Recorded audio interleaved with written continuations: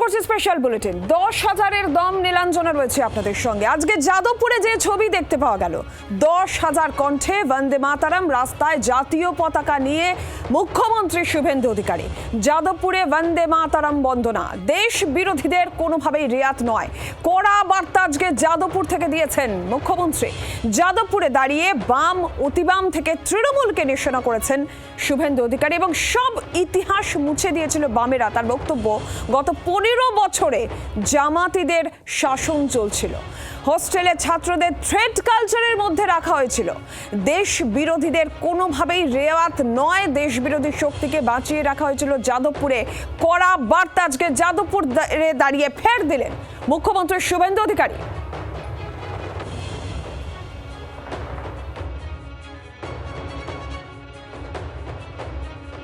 আমি ওই পুলিশ মন্ত্রী,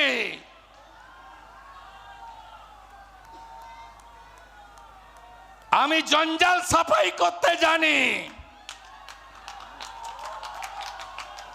আমি নন্দীগ্রাম থেকে কমিউনিস্ট সাফাই করেছি। আমি জঙ্গলমহলে কিষানজিদের খাতা বন্ধ করেছি। আমি সেই লোক। জঞ্জাল সাফ করার হুঁশিয়ারি দিলেন মুখ্যমন্ত্রী শুভেন্দু অধিকারী। যেমনটা আপনাদের বলছিলাম যে তাঁর নিশানায় বাম, অতিবাম এবং 15 বছরে তৃণমূল শাসন, জামাতি শাসনের সঙ্গে তুলনা করে তৃণমূলকে নিশানা করলেন শুভেন্দু অধিকারী। কি বললেন শোনাই।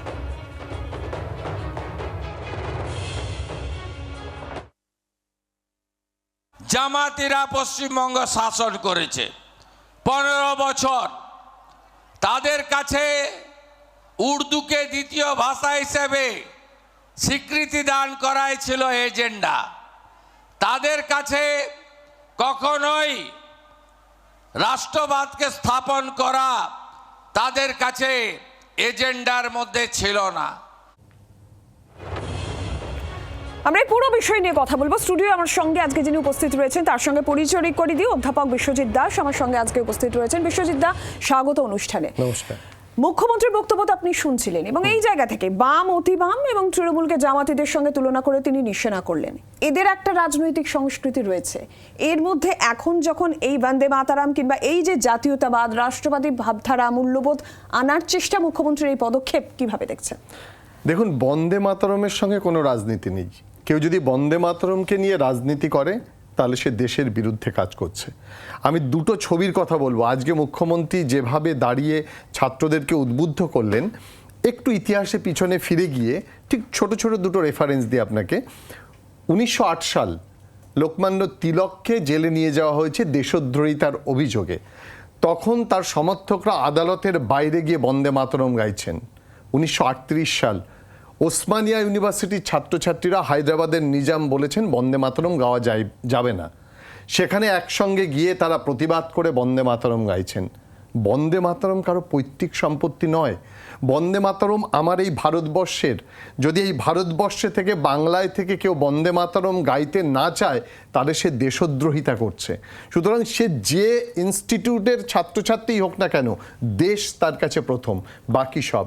আজকে যেসব স্লোগান ওঠে আজাদি নিয়ে, কিসের আজাদি? ভারতবর্ষের সংবিধান তো আজাদির কথা বলে দিয়েছে। রাইট টু ফ্রিডম, সেই আমাদের ফান্ডামেন্টাল রাইটস, রাইট টু ফ্রিডমের সব স্বাধীনতার কথা বলা আছে। সেখানেও বলা আছে যে কোন কোন ক্ষেত্রে কথা বলার ক্ষেত্রেও স্বাধীনতা আছে।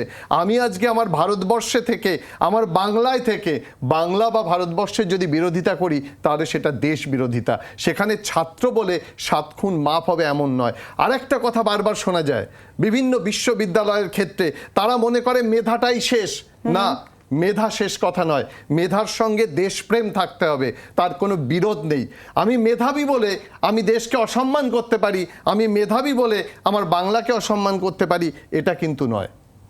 এই জায়গা থেকে যাদবপুরের মতো স্বনামধন্য একটি বিশ্ববিদ্যালয়, গোটা দেশে যার এত সুনাম রয়েছে, সেখানে যাদবপুর যদি এই সমস্ত কারণের জন্য এই যে ছাত্র সংঘর্ষের ঘটনাটা ঘটলো শিরোনামে আসছে, সেখানে প্রশাসনিক প্রধান হিসেবে মুখ্যমন্ত্রী যা যা পদক্ষেপ করছেন তাতে কি বলবেন? তিনি যেমনটা বলছেন যে এই সমস্ত জঞ্জাল দেশবিরোধী, তাদের কোনোভাবে রেয়াত নয়, জঞ্জাল সাফ করতে হবে, একেবারে কড়া বার্তা মুখ্যমন্ত্রী দিলেন। দেখুন, মুখ্যমন্ত্রী শুভেন্দু অধিকারী কিন্তু কখনোই যাদবপুরের ছাত্রছাত্রীর মেধা নিয়ে প্রশ্ন তোলেনি। তাদের যে সংস্কৃতি, সেই সংস্কৃতি নিয়ে প্রশ্ন তুলেছে। এবং শুভবুদ্ধি সম্পন্ন মানুষ কেউ যাদবপুরের ছাত্রদের মেধা নিয়ে প্রশ্ন তোলে না। বারবার বলা হয় যে এদের এত মেধা আছে, এত কিছু, ওর যোগ্যতা সম্পন্ন হন তারপরে কথা বলবেন। কেন? দেশ তো সবার, আমরা রাইট টু ইকুয়ালিটি, সবার সমান অধিকার আছে। আজকে আপনাকে বলি, যাদবপুর বিশ্ববিদ্যালয়ের ছাত্রছাত্রী মেধা সম্পন্ন মানে হরিশ্চন্দ্রপুরের যে কলেজ আছে তার ছাত্রছাত্রীদের সমান গুরুত্ব নেই? সব কলেজের সব ছাত্রছাত্রীদের সমান গুরুত্ব। এবং যদি দেশের বিরুদ্ধে কোনো স্লোগান ওঠে এবং বাংলার বিরুদ্ধে কোনো স্লোগান ওঠে, তাহলে মুখ্যমন্ত্রীর সেই হক বা রাইট আছে। আমি শুধু মুখ্যমন্ত্রীর কথা বলবো না, যে কোনো মানুষের, আপনি আজকে দাঁড়িয়ে প্রতিবাদ করতে পারেন যদি আপনার আমার এই ভারতবর্ষ, এই বাংলার বিরুদ্ধে যত মেধাবী ছাত্রছাত্রী হোক না কেন, সে যদি এর বিরুদ্ধে কথা বলে। আসবো বিশ্বজিৎ, আসবো আপনার কাছে। আরো আপনাদের শোনাই মুখ্যমন্ত্রী আরো ঠিক কি কি বললেন। যাদবপুরের আকাশে ড্রোন ওড়ানোর হুঁশিয়ারিও মুখ্যমন্ত্রী দিয়েছেন। আর কি কি বলেছেন শুভেন্দু অধিকারী, শোনাবো আপনাদের। जेएनयू दिल्ली, हैदराबाद, ओस्मानिया, सबको आप लोग सुधार दिया है। विद्यार्थी परिषद, अभी तो जादवपुर बाकी है, ये भी हो जाएगा। राष्ट्रवादी जागरण हो गया है, ये रुकने वाला कोई नहीं है, ये आंधी है। নেশা মুক্তি কি হবে? ওড়াবো কোথায় কোথায় গাঁজা খাচ্ছে দেখবো।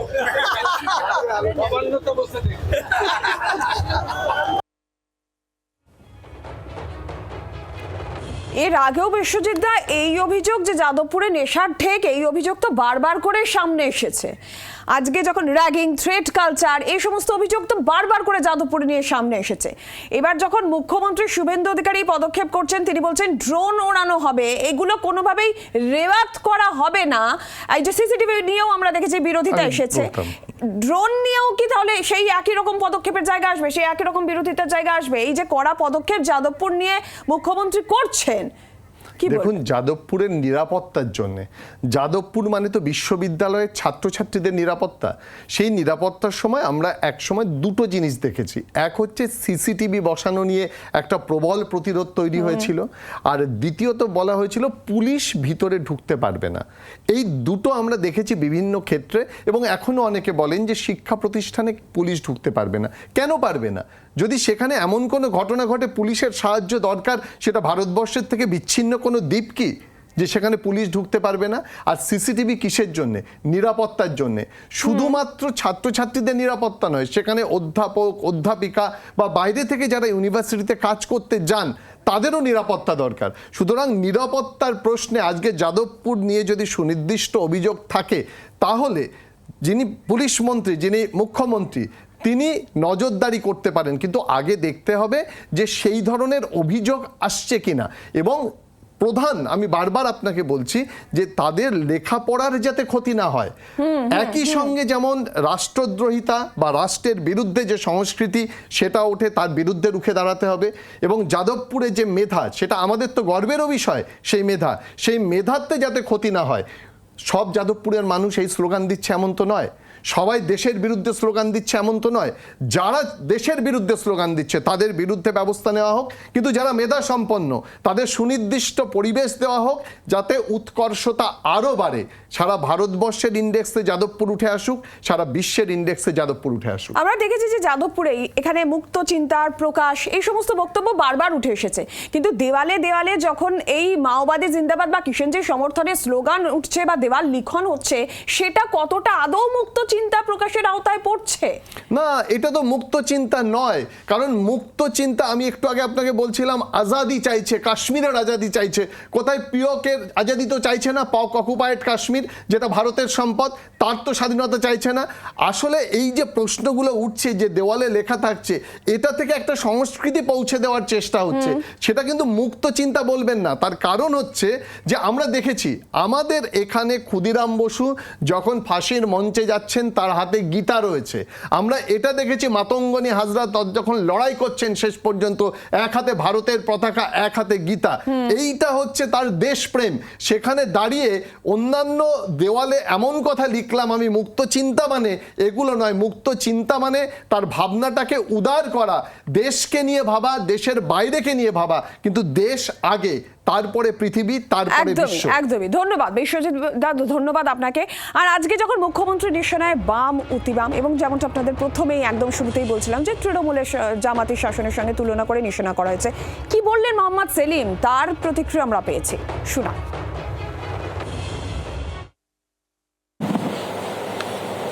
যে কোনো ফাসিস্ট শক্তি যখন রাষ্ট্র ক্ষমতার বিভিন্ন স্টেট অ্যাপারেটাসকে দখল করে, সেখানে তারা ক্ষান্ত থাকে না।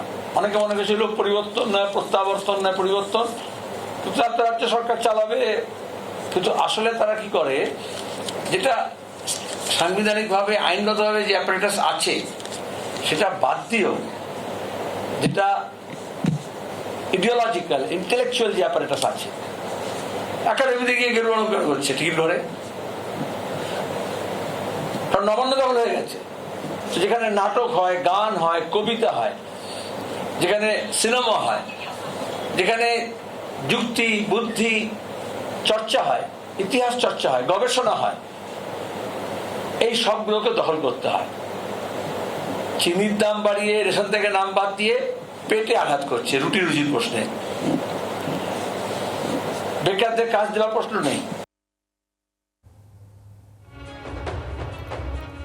আজকে রাখি বন্ধন উৎসব, আপনারা জানেন। আর রাখি বন্ধন উৎসবে সামিল হয়েছিলেন মুখ্যমন্ত্রী। নিজের বিধানসভা কেন্দ্র ভবানীপুরে রাখি বন্ধন উৎসবের সূচনা করেন মুখ্যমন্ত্রী শুভেন্দু অধিকারী। মমতা বন্দ্যোপাধ্যায়ের পাড়া দিয়ে একেবারে খোল করতাল বাজাতে বাজাতে শোভাযাত্রাও করেন শুভেন্দু অধিকারী।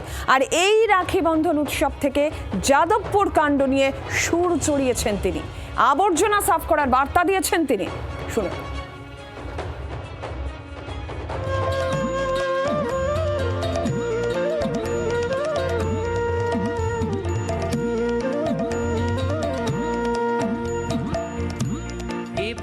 ভ্রাতৃত্ব বন্ধন আর সম্প্রীতির বার্তা নিয়ে বাংলা জুড়ে পালিত হলো রাখি বন্ধন উৎসব। রাজ্য সরকারের উদ্যোগে পঞ্চায়েত থেকে পুরসভা সর্বত্র আয়োজন করা হলো রাখি উৎসবের।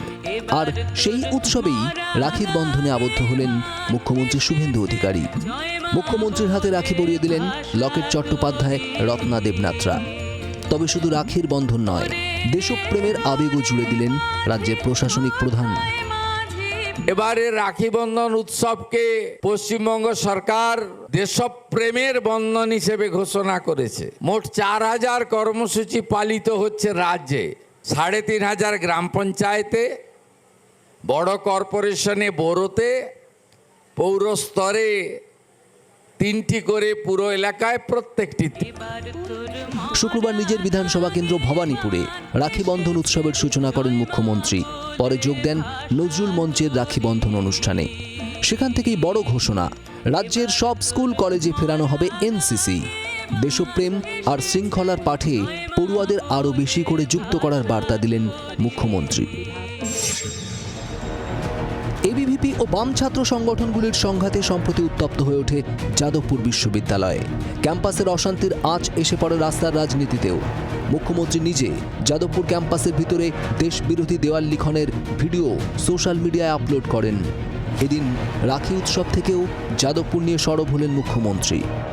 দেশের বাইরে তো শত্রুরা আছেই, দেশের ভিতর থেকে খুব কষ্ট লাগে যখন দেখি কলকাতার রাস্তায় আজাদি আজাদি। কিসের আজাদি ভাই?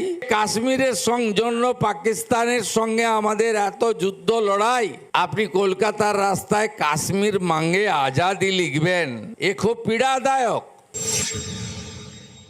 আমাদের পাশে যারা শত্রু আছেন মানে প্রতিবেশী, ওদের তো আমরা আমাদের ক্ষমতা বুঝিয়ে দিয়েছি, ভবিষ্যতেও বোঝাবো।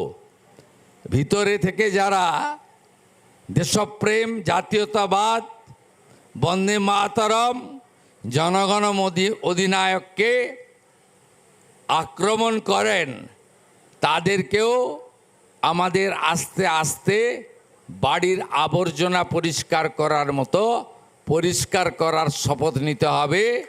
তবে রাখির বন্ধনেও এড়ানো গেল না রাজনীতির উত্তাপ। এদিন ভবানীপুরে মমতা বন্দ্যোপাধ্যায়ের পাড়ার সামনে দিয়ে খোল করতাল বাজিয়ে পদযাত্রা করেন শুভেন্দু অধিকারী। পাড়ার রাস্তা বন্ধ করে মিছিল করার অভিযোগ তুলে পাল্টা সুর চড়ান প্রাক্তন মুখ্যমন্ত্রী। বাবু যাবেন বাজার, সব রাস্তা বন্ধ, সকাল 9টা থেকে আমার পাড়ায় সব বন্ধ, হাজরা থেকে সব পুলিশ দাঁড়িয়ে আছে। কখন বাবুকে স্যালুট দেবেন?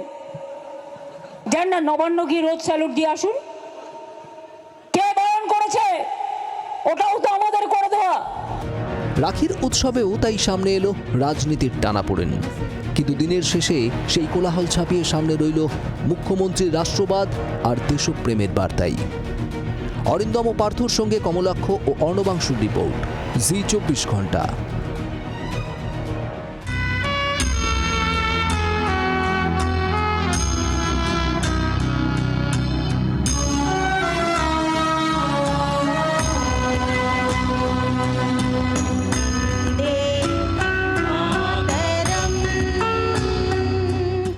वन्दे मातरम्। বাংলার আওয়াজ, বাঙালির আবেগ, জি 24 ঘন্টা।